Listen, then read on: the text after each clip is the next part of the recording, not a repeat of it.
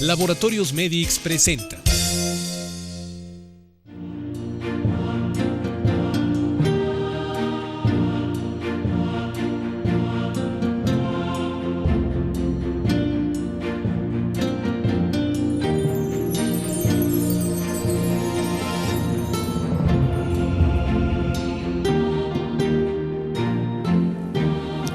Si yo le digo a usted, si le pregunto quién es el papa más famoso, pero más conocido de todos, ¿qué me diría usted? Bueno, me diría, oye, esto que me pones es un acertijo, ¿no? Como que el papa más famoso y a la vez el menos conocido. ¿Quién diría usted que es? Pues Alejandro VI. ¿Ve cómo es el menos conocido? Pero si le digo su nombre en el siglo, Rodrigo Borgia, entonces me dirá, ah, sí, claro, el Papa Borgia. Y no solamente hubo un Papa Borgia, sino dos, Calixto III y Alejandro VI. Y hoy hacemos este programa porque, si bien, bueno, pues Alejandro VI tuvo sus cosas raras, sí es un hecho que de lo que de ellos se conoce, de los papas Borgia, es mucho consecuencia de la calumnia, de la difamación y de la mentira, y del odio. Y mucho de ello en parte a que fueron españoles y en una curia romana mayoritariamente italiana, pues no soportaban a unos españoles que fuesen papas. Y por eso hemos hecho este programa para usted, los Borgia. Y para ello, bueno, primero les saludo con afecto, gracias por estar con nosotros. Y también recibo con gran afecto a Fernando Villalón Esquerro, quien hace un mes nos dio un delicioso programa sobre Notre Dame de París. Y ahora, pues el estudioso, además de ser abogado de la Edad Media y de asuntos de la Iglesia, pues es un gran conocedor también de los papas, que no Borgia, Borja. Borja. Bienvenido, Fernando. Muchas gracias, muy amable. Borgia italianizado, ¿no? Así es. Y yo empezaría por decir, evidentemente es el que más se le ha atribuido, pero el que la gente menos estudia. La gente habla, pero sin haber leído un libro. O sea, es algo impresionante cuando yo les digo, ¿y ya leíste algún libro? No, lo vi en la tele, lo vi en el cine. Sí, vi la serie de televisión con Jeremy Irons, ¿no? Bueno, tu fuente informativa de cultura.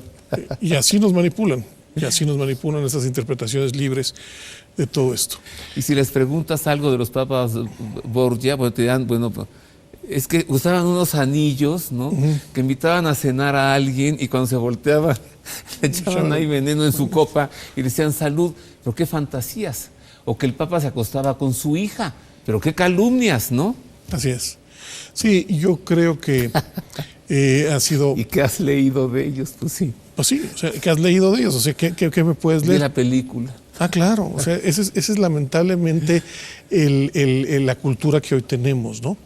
Yo creo que ha hecho mucho daño la novela de Víctor Hugo, ¿sí? Que de Lucrecia, que todo se lo inventa, ¿no? Porque además todos son calumnias.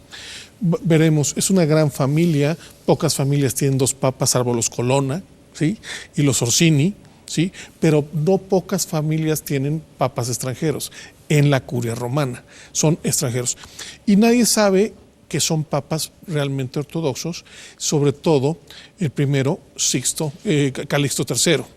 Calixto III, que primero es un gran hombre, es un segundón. ¿Qué es un segundón? No es el hijo primogénito, por lo tanto, él debería estar destinado o a la carrera eclesiástica, al ejército o a ser abogado. Tomó primero ser abogado, ¿sí? Doctor en Derecho, ¿no? Doctor en Derecho en 1412 y 1415 en ambos derechos, en Derecho Canónico y en Derecho Civil. ¿En Bolonia? No.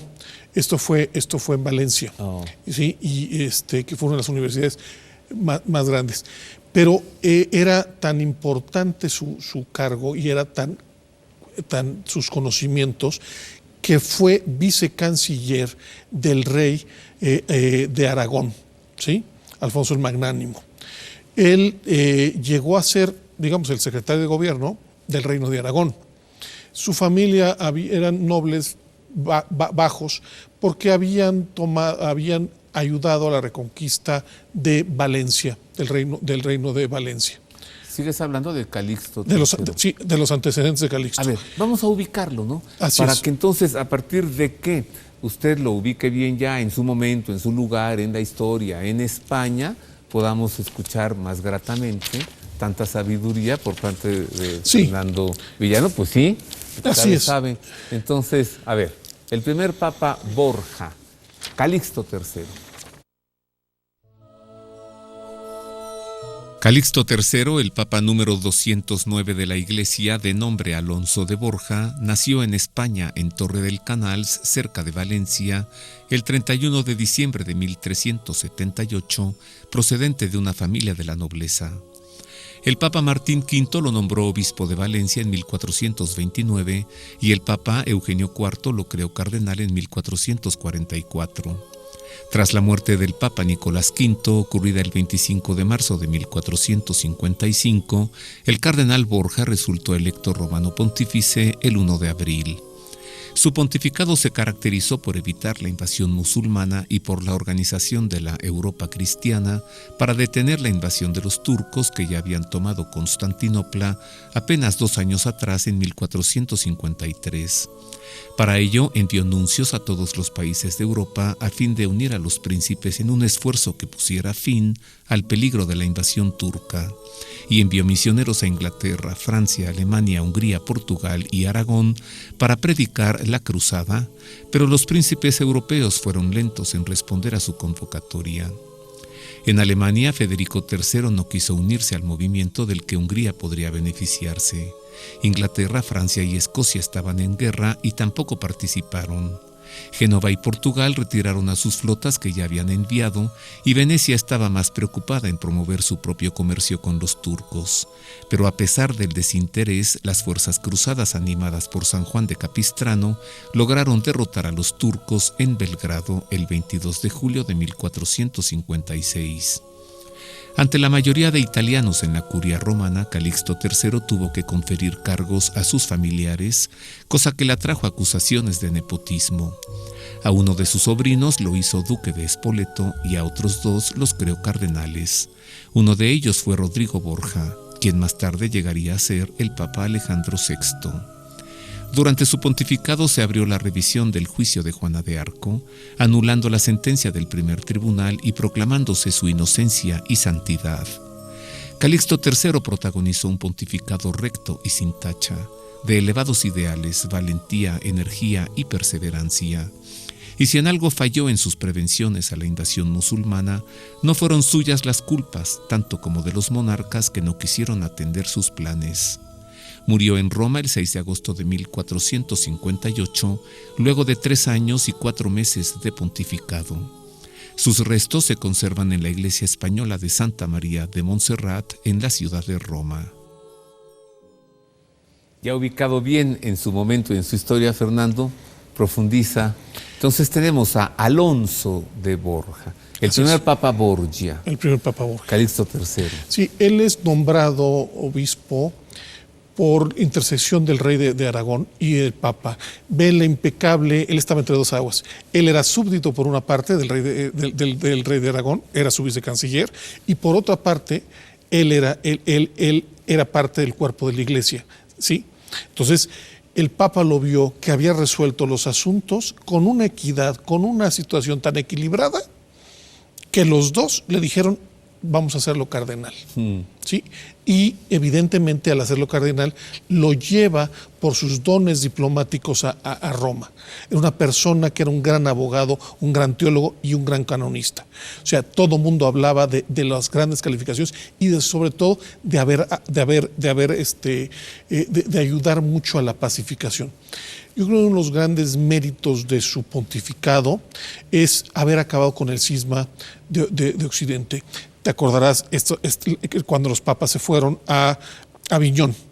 Entonces él habla con este Papa Luna, español, Benedicto XIII, que es impecable el argumento de Benedicto XIII. No puedo yo renunciar, porque tú no me escogiste, me escogió el Espíritu Santo. Entonces él lo hace entrar en razón y hace una negociación bárbara, maravillosa, en donde el Papa Luna se va a su castillo y dice: yo ya estaré como papa, pero no actuaré para poder ayudar a la iglesia. Se refiere a España. Dice Fernando, el Papa Luna, porque era su apellido. Su apellido era Luna y era español.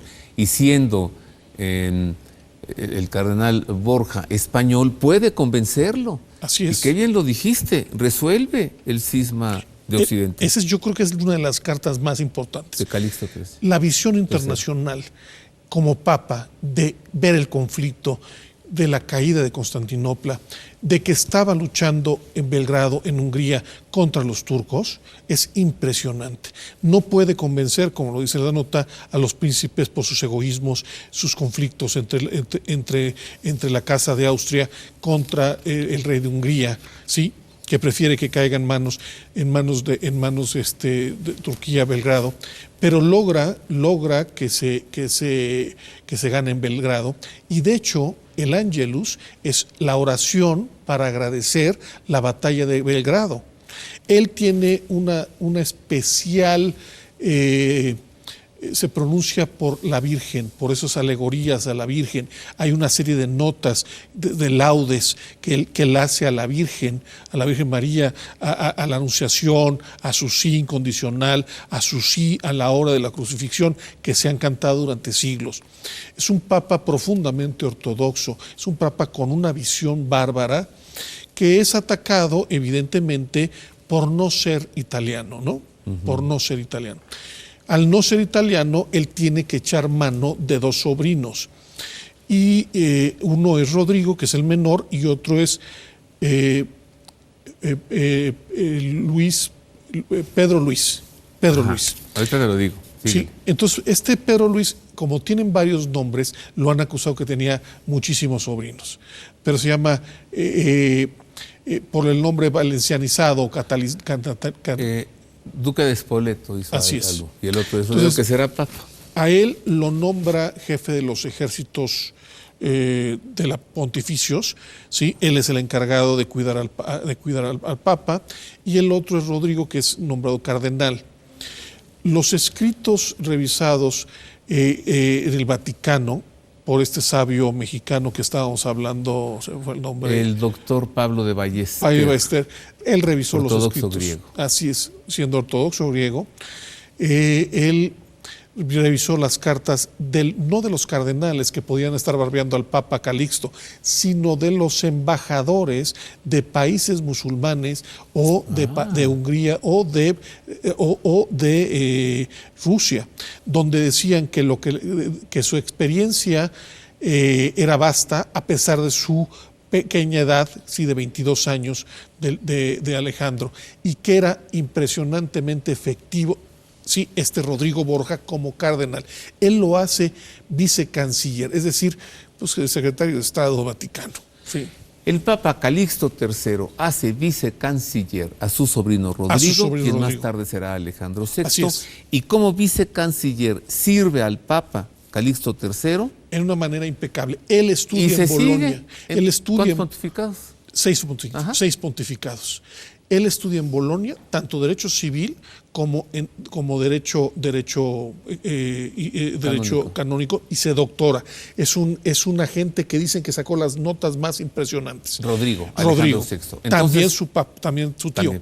Déjame hacer una pausa para entonces regresar a hablar ya de Rodrigo Borgia, o Rodrigo de Borja, ya el Papa Alejandro VI, pero antes tienes en medio minuto una palabra más como conclusión de Calixto III. Yo creo que Calixto, te digo, tenemos lo de el Ángelus, tenemos como gran situación la visión de las cruzadas para contener lo musulmán, el acabar con el cisma, de la Iglesia, y sobre todo su visión eran pocos años, ¿sí? A pesar de su vejez, hizo grandes cosas. Muy ortodoxo. Ahí está entonces el Papa Calixto III. Ahora sí, una pausa. Regresamos con Alejandro VI, con Rodrigo de Borgia, sus hijos, César, Lucrecia y mucho más de los Borgia.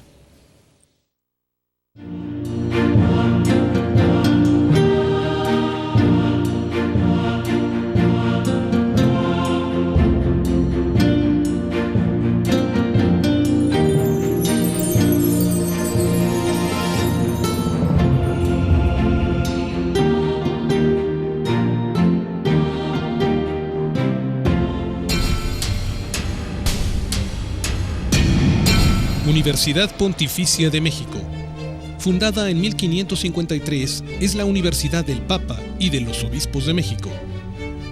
Licenciaturas en Teología, Filosofía, Derecho Canónico, Derecho Civil y Ciencias Religiosas.